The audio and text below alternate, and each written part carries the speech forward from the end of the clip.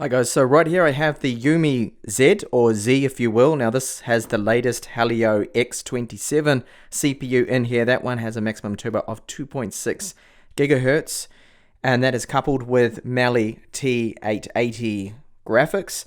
So this one here I got from Chinavation, and they sent it with UPS in this little box here. I've just pulled off my address details, and that is how it is there. It looks like it hasn't received any damage. Hopefully it also has some bubble wrap in there. Now this mobile is a new one from UMI, so it's got a different camera setup on there. Well, the first one of theirs I think to have laser and, well, infrared and phase detection autofocus on the rear camera, 13 megapixel rear camera, 13 megapixel front facing camera. It also has a rather large 3700 or 3800 milliamp hour battery in there, and the specs of it seems quite good for the price. So let's have a look at it. Comes with Android 6 ROM, but you can update that soon. I don't know whether the update's out yet or not to Android 7. Okay, so there is another little box in here, and that is padded, and it did have a blister bubble pack there, but that has popped in the whole journey, so hopefully there's no damage to it. I doubt there will be. Normally things are pretty good when it is double boxed there.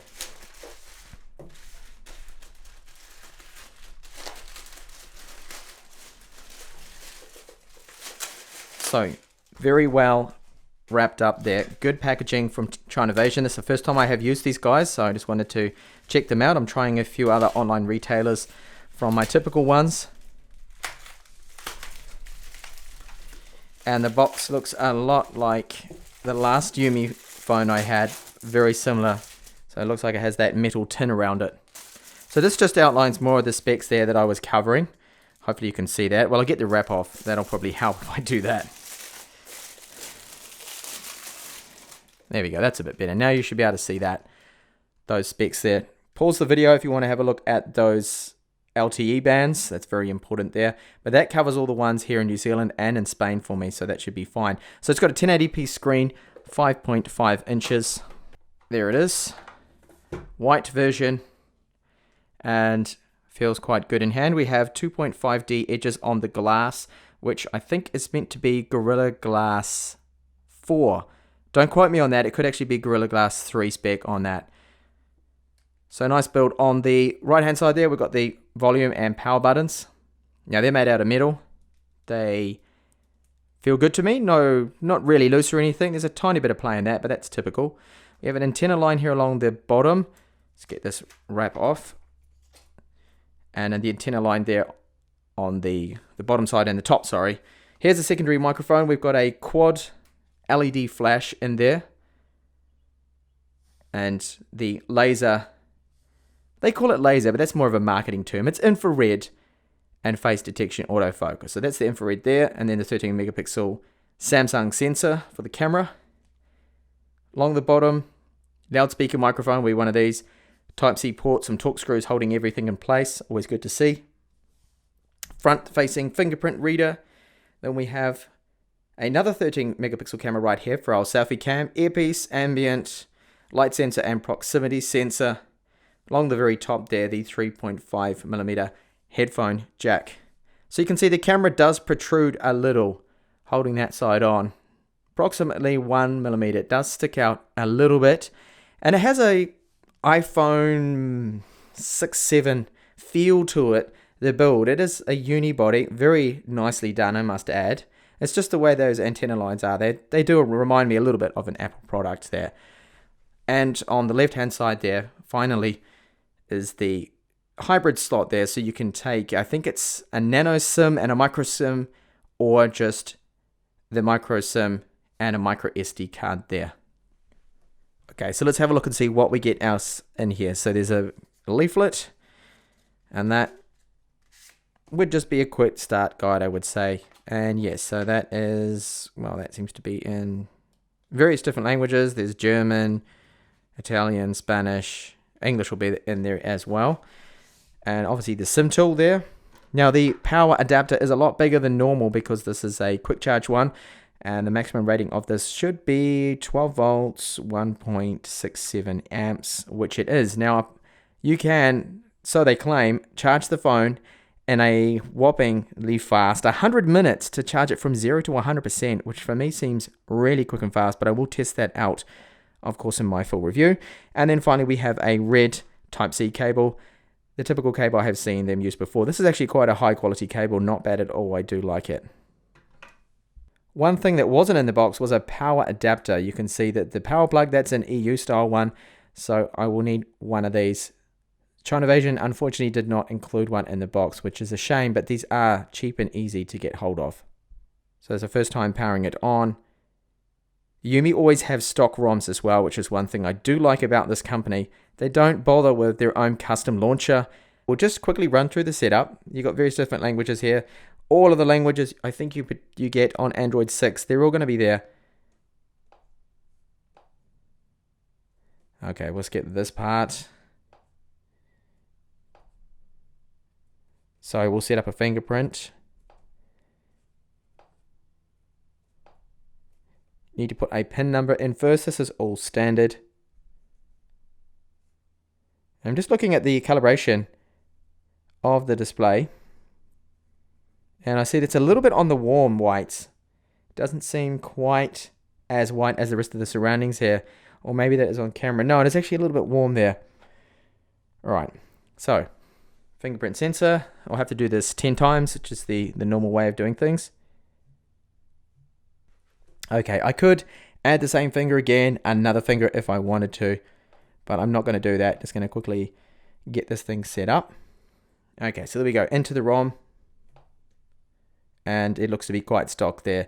They're all the typical Google apps and things you get on there. No real bloatware. I mean, you could consider some of them as bloat. Flashlights, handy. FM radio, hardware of course is on board, so you can listen to tunes or whatever. There's no headset included in the box, but I'm sure you've got one that'll be better than the normal typical crap they do include, if it is included in a box. A mobile phone from China, the headsets normally aren't very good at all. Play Store is there. We'll connect up to that later. And really, there's nothing on there I would consider to be bloat. So let's have a look at how quickly it unlocks. A little bit of a delay. I did not have to wake the device first. I simply placed my thumb on there. There's no pressing down on the home button to wake it up. Try again. Okay, that's not too bad. Not the fastest I've seen. We still have those ugly black bezels around the screen. Now, if this had the black surrounding on it and not white, if it had black bezels, you wouldn't really notice that as much, but it does stand out a little bit more here with the white and silver version of this phone, of course. But the screen looks great. I'll just quickly show you the maximum brightness, which is really quite bright. Probably might actually be overpowering my camera settings, which it is there. I need to just tone that down a little. But a nice looking panel, no complaints, fully laminated of course. Let's have a look at the weight of the phone. So it comes in at 177 grams, which isn't too bad, I guess, considering the metal build and the battery capacity. Just a quick size comparison here against the Xiaomi Redmi Note 4X. You can see these are similar sizes, but the UMI Z is a little bit taller there. The height, I would say, is about 3 or 4 millimeters taller.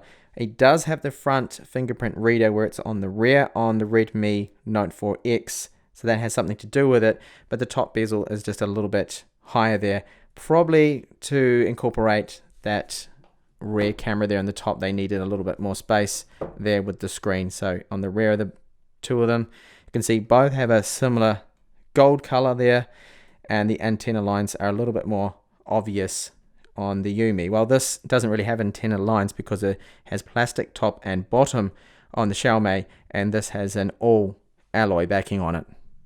Just to point out too, for you selfie lovers, that there is a front facing LED light, so that can actually light up your face.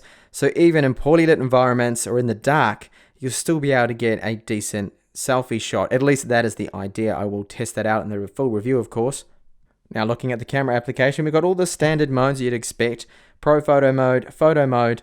Pro photo, of course, is just all your manual settings, so you can go along and tweak the exposure compensation, white balance, ISO, focus, and all the rest of it can be tweaked there to perfection. We have face beauty mode, which is just your beautifying camera mode. It's very typical, very common. Now video modes, the rear mode, the camera can shoot up to 4K out of the box, which is good because the previous UMI I had would only do 1080p until I had the latest over-the-air update.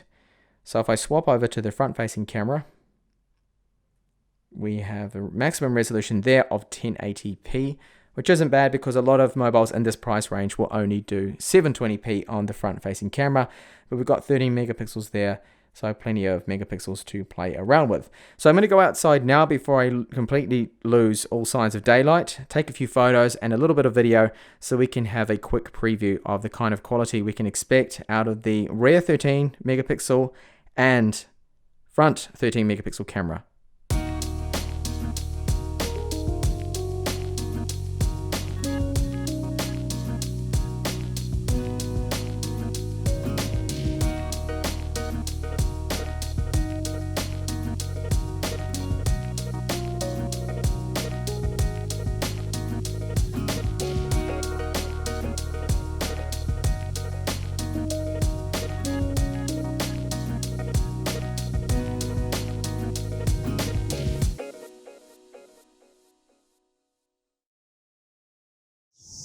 So this is being shot in 4K. Now it does have that infrared assist autofocus, which is supposed to help, but I've noticed that it's kind of all over the place at times. Didn't do a bad job then, but when I tested it out in lower light yesterday, it was definitely struggling. And also with the frame rate dropped down in lower light, but here it seems to at least be close to 30 frames per second. Now when I had the UMI Plus, it wouldn't actually keep up. It wouldn't record at 30 frames per second in 4K. It was more like 20 or 23, 2 frames per second. Hopefully this at least is a little bit better. Now that noise you can hear, that's just insects. They're cicadas singing in the trees. They're bugs. Test that focus again. Actually seems alright here. Of course we don't have any optical image stabilization or digital, so video is going to be shaky unless you have rock steady hands or you use a tripod. And this is the front facing camera, so the same as the rear, 13 megapixels. For some reason my face looks a little bit squished in, cropped. The aspect ratio doesn't seem quite right in the viewfinder. Don't know why that is. Hopefully it doesn't look like this when I take this video off the phone and put it on my PC.